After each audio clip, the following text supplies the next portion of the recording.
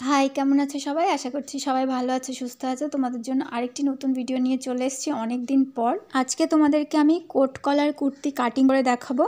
মার্কেটে যে ধরনের নর্মাল চুড়িদারের থ্রি পিস অথবা কামিজের থ্রি পিসগুলো কিনতে পাওয়া যায়, সেগুলো দিয়েই আমি আজকে কিন্তু এই কোট কলার কুর্তিটা কাটিং করব। মার্কেটে মিটার হিসেবে যে কাপড়গুলো বিক্রি হয়, সেই কাপড় দিয়েও কিন্তু তোমরা সেম মেথড অ্যাপ্লাই করে এই ধরনের একটি কুর্তি কাটিং করে নিতে পারবে। আমি এখানে যেই পিসটি ব্যবহার করছি, সেই পিসের এক সাইডে এরকম বর্ডার দেওয়া ছিল, তো বর্ডারটা আমি 1/2 ইঞ্চি মতো মার্জিন রেখে কেটে নিয়েছি আলাদা করে। এটা সেলাইয়ের একদম লাস্টে নিচের দিকে অ্যাড করে নেব। তো তোমাদেরও যদি এরকম কাপড়ে বর্ডার থাকে, তোমরা এরকমভাবে অ্যাড করতে পারো। তো এবার দেখো, কাপড়টিকে আমি প্রথমে ভাঁজ করে নেব। তো কাপড় আমরা রং সাইডেই ভাঁজ করব। প্রথমে লম্বা বরাবর একবার 2 মাথা একসাথ করে আমি ভাঁজ করে নিলাম। এখানে দেখো, এই যে দুটো মাথা এরকমভাবে ধরে একবার ভাঁজ করে নেবে প্রথমে। তারপর চওড়ার দিক বরাবর আরেকবার আমরা ভাঁজ করে নেব। এবার দেখো, এই সাইডটা ফোল্ডেড রয়েছে আর উপরের দিকটাও ফোল্ডেড রয়েছে, আর নিচের দিকটা আর এই সামনের এই সাইডটা কিন্তু ওপেন রয়েছে।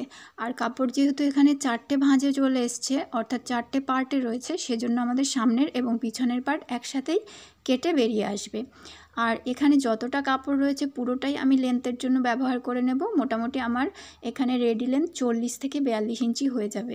তো আমি পুরো কাপড়টাই ব্যবহার করব এখানে। এবার আমরা মেজারমেন্টগুলো নেব। মোটামুটি কাটিংটা অনেকটাই নর্মাল কামিজের মতন। যারা নর্মাল কামিজ এখনও কাটতে পারো না, তারা আমার চ্যানেলে ভিডিও দেওয়া আছে, গিয়ে দেখে নিতে পারো। তো দেখো, প্রথমে আমরা এখানে পুটের জন্য বা শোল্ডারের জন্য মার্কিং করব। তো যেহেতু আমরা এখানে কোট কলার কুর্তি কাটিং করব, তো সেক্ষেত্রে আমাদেরকে শোল্ডার যা আছে তার থেকে 1 ইঞ্চি বেশি নিতে হবে। যেমন আমার হচ্ছে টোটাল শোল্ডারটা হচ্ছে এখানে 13 ইঞ্চি, তো তার সঙ্গে 1 ইঞ্চি বেশি নিলেও হবে 14 ইঞ্চি। তো 14 ইঞ্চিকে 2 দিয়ে ভাগ করলে আসবে 7 ইঞ্চি। তো সেই জন্য এখানে আমরা 7 ইঞ্চিতে মার্কিং করব। তোমাদেরও শোল্ডার যত হবে তার সঙ্গে 1 ইঞ্চি প্লাস করে তারপরেই কিন্তু 2 দিয়ে ভাগ করে এখানে মার্কিং করবে। এবার এই পয়েন্ট থেকে নিচের দিকে আর্ম হোলের জন্যও 7 ইঞ্চিই নেব। তো এই পয়েন্ট দুটোকে আমরা এরকমভাবে টেনে যোগ করে দেব, আর এই লাইনটাকে সামনের দিকে বাড়িয়ে দেব। এখন ছাতির মাপ হচ্ছে আমার এখানে 34 রয়েছে, সেটাকে 4 দিয়ে ভাগ করলে আসবে 8.5 ইঞ্চি। তো 8.5 ইঞ্চিতে এখানে মার্কিং করছি, আর 2 ইঞ্চি এক্সট্রা সেলাই মার্জিন এখানে নিয়ে নিতে হবে। তোমরা 1 ইঞ্চি, 1.5 ইঞ্চি অথবা 2 ইঞ্চি সেলাই মার্জিন নিতে পারো। এবার দেখো, একদম ওপর থেকে শুরু করে নিচের দিকে 14.5 ইঞ্চিতে আমি কোমরের জন্য একটি পয়েন্ট করে নিচ্ছি। এই পয়েন্টটা 14 থেকে 15 ইঞ্চিতে তোমরা করতে পারো। বেশি লম্বা হলে হাইট, তখন 15 ইঞ্চিতে করতে পারো। তো আমি 14.5তে মার্কিং করছি। এবার এই দাগটাকে লম্বা করে দিয়েছি। এখন এই দাগটা বরাবর আমাদেরকে কোমরের জন্য মার্কিং বসাতে হবে। তো 30 কোমরের এখানে 4 ভাগের 1 ভাগ হচ্ছে 7.5 ইঞ্চি, আর এখানেও আমি সেম 2 ইঞ্চি সেলাই মার্জিন অ্যাড করে নিচ্ছি। তোমরাও এরকমভাবেই মেজারমেন্টগুলো করবে। এবার ওপর থেকে আবার নিচের দিকে আমি হিপ রাউন্ডের জন্য মার্কিং করছি এখানে। তো আমি এখানে 20.5 ইঞ্চিতে একটি মার্কিং করছি। এই লাইনটাকেও দেখো সামনের দিকে লম্বা করে দিলাম, আর এই দাগটা বরাবর আমরা হিপের মার্কিংটা বসাবো। 36 হিপের 4 ভাগের 1 ভাগ হচ্ছে 9 ইঞ্চি। তো 9 ইঞ্চিতে একটি পয়েন্ট করব, এবং এখানেও 2 ইঞ্চি সেলাই মার্জিন আমি অ্যাড করে নেব। এবার এই পয়েন্টগুলোকে আমরা এরকম স্কেলের সাহায্যে যোগ করে দেব। তো দেখতেই পেলে তোমরা একদমই নর্মাল কামিজের মতন কাটিংটা। তো এবার বাকি নিচের দিকে তোমরা নর্মাল কামিজের মতো করতে পারো। আমি এখানে একটুখানি রাউন্ড শেপের কুর্তি তৈরি করব, সেই কারণে এরকম কোনাকুনি যোগ করে পয়েন্টটা থেকে নিচের দিকে কোনাকুনি যোগ করে দিচ্ছি। তো যখনই তোমরা কোনো কুর্তি এরকম রাউন্ড শেপে কাটবে, তখনই নিচ থেকে ওপরের দিকে কোনাকুনি এরকম 2.5 থেকে 3 ইঞ্চিতে পয়েন্ট করে এখানে নিচের দিকেও একটা রাউন্ড শেপ দিয়ে কেটে নেবে, যার ফলে তোমরা যখন কামিজটি রেডি করবে তখন কিন্তু কোনা ঝুলে থাকবে না। এবার ওপরের দিকে চলে আসলাম। এখানে আমি নেকের চওড়ার জন্য মার্কিং করব। আমরা নর্মাল নেকের জন্য যতটা চওড়া নিই, তার থেকে এখানে 1/2 ইঞ্চি বেশি নিতে হবে। তো কেউ যদি 2.5 ইঞ্চি চওড়া নেয়, সে এখানে 3 ইঞ্চিতে মার্কিং করবে। আর কেউ যদি গলার চওড়া 3 ইঞ্চি পড়ে, তাহলে সে এখানে 3.5 ইঞ্চিতে মার্কিং করবে। তো আমি এখানে 3 ইঞ্চিতে মার্কিং করছি গলার চওড়ার জন্য। যেহেতু আমরা এখানে কোট কলার নেক তৈরি করব, সেই কারণে আমরা 1/2 ইঞ্চি বাড়িয়ে নিয়েছি। আর গলার নিচের দিকের ডিপ আমরা যখন গলাটা তৈরি করব তখনই কাটবো। এবার এখানে শোল্ডারের জন্য 1/2 ইঞ্চি ডাউন করে মার্কিং করে গলার পয়েন্টটার সঙ্গে যোগ করে দেবো, তাতে তোমাদের কাঁধ পড়ে যাওয়ার প্রবলেম আর থাকবে না। এখন দেখো, এই কোণা থেকে আমাদেরকে আর্মহোল কার্ভের জন্য মার্কিং করতে হবে বা তালপাটের জন্য। তো সেই কারণে এই কোণা থেকে বাইরের দিকে আমরা 1 ইঞ্চিতে একটা প্রথমে মার্কিং করে নেব।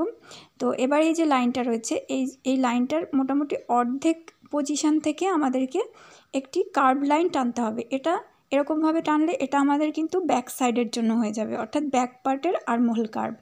আর এই লাইনটারই পেছন দিকে মোটামুটি 1/2 ইঞ্চি পেছন দিয়ে আরেকটা এরকম কার্ভ লাইন টানবো, তো এটা হয়ে যাবে আমাদের সামনের সাইডের তালপাটের জন্য।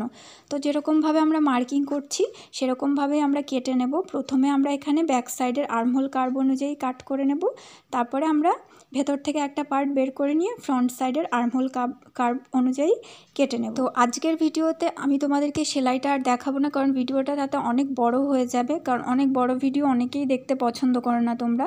তো ছোট্ট ছোট্ট পার্টে ভাগ করে দিচ্ছি যাতে তোমরা দেখে শিখতে পারো। তো সেই কারণে আমি ছোট ছোট পার্টে ভাগ করেই ভিডিওগুলো আপলোড করছি। তো দেখো এবার সামনে যেই কাপড়টা পেলাম এটার থেকে আমাদের হাতা কাট করতে হবে। তো এটা সরিয়ে রাখছি আপাতত। এখানে দুটো পার্ট রয়েছে, তো ওপরে জয়েন্ট ছিল সেটাকে কেটে প্রথমে আলাদা করে নিয়ে ভেতরের পার্টটাকে আমরা সরিয়ে রাখবো। ভেতরের পার্টটা হবে আমাদের ব্যাক সাইডের জন্য আর ওপরের পার্টটা হবে আমাদের ফ্রন্ট সাইডের জন্য। তো ওপরের পার্টটাকে আমরা আরেকবার বিছিয়ে নিয়ে ফ্রন্ট সাইডের আর্মহোল কার্ভ অনুযায়ী কেটে নেব। তো এভাবে আমাদের কুর্তির পার্টটা কাটা হয়ে গেছে। এবার সামনের দিকে যে কাপড়টা ছিল সেই কাপড়টা আমি এখানে বিছিয়ে নিয়েছি। দেখো দুটো পার্ট রয়েছে এখানে, মানে টোটাল 4টে পার্ট রয়েছে, দুটো করে ভাঁজ করা রয়েছে। তো এখান থেকে আমরা হাতা বের করে নেব। এখানে দেখো এখানে লম্বায় রয়েছে 11 ইঞ্চি মতো, তো রেডি করলে এটা 9-10 ইঞ্চি মতো হয়ে যাবে। এবার কেউ যদি 9-10 ইঞ্চির হাতা চাও তাহলে এইটুকু মাপেই হয়ে যাবে, কিন্তু আমি নিচের দিকে আরেকটু বাড়িয়ে নেব, কারণ আমি আরেকটু লম্বা হাতা তৈরি করব। তো সেটা আমি যখন সেলাই করব সেই পার্টে তোমাদেরকে দেখিয়ে দেবো। এখানে শুধু আমি বেসিক হাতা কী করে কাটতে হয় সেটাই দেখিয়ে দিচ্ছি। তো এখানে কোনাকুনি আমি আর্মহোলের যতটা মার্কিং ছিল 7 ইঞ্চি সেই অনুযায়ী মার্কিং করে নিয়েছি দেখো। আর এই সাইড থেকে আমরা মোটামুটি 3 ইঞ্চিতে একটা পয়েন্ট করে এই পয়েন্টটার সঙ্গে এরকম হাতার শেপ দিয়ে জয়েন্ট করে দিলাম। আর এইখানে মোটামুটি 2 ইঞ্চি বা 1.5 ইঞ্চি মতো সেলাই মার্জিন সাইডে টেনে নিলাম। তো এই মাপ অনুযায়ী দেখো কেটে নিচ্ছি। এরপরেও তোমরা ডিটেলসে হাতা কাটিং দেখতে চাইলে আমার চ্যানেলে দেওয়া আছে, তোমরা সেখান থেকে চেক করে নিতে পারবে। এবার দেখো এখান থেকে আমরা আর্মহোলের মাপটা আরেকবার মেপে দেখব ঠিকঠাক আছে কিনা। তো 7 ইঞ্চি মতো আর্মহোল ছিল, তো 7 ইঞ্চি মতন রয়েছে এখানে। আর সাইডের এইটুকু আমাদের সেলাই মার্জিন হয়ে যাবে। তো নিচের দিকে আমি আপাতত আর মুহুরির মার্কিংটা এখন বসাচ্ছি না, কারণ হাতাটা এখন টোটাল কাটা হচ্ছে না। তো নিচের দিকে কাপড় জয়েন করার পরই মুহুরির মাপটা বসাবো। তো তার আগে এরকম ওপরে যতটা চওড়া ছিল নিচেও ততটা চওড়া রেখে আমি কেটে নিয়েছি। এবার দেখো দুটো হাতাই সোজা সাইড মুখোমুখি রেখে 1/2 ইঞ্চি তালপাটের জন্য ডিপ করে কেটে নেব। তো আজকে তাহলে এটুকুই থাক। সবাই ভালো থেকো, সুস্থ থেকো এবং ক্রিয়েটিভ স্টাইলের নেক্সট ভিডিওর জন্য অপেক্ষা করো। টাটা।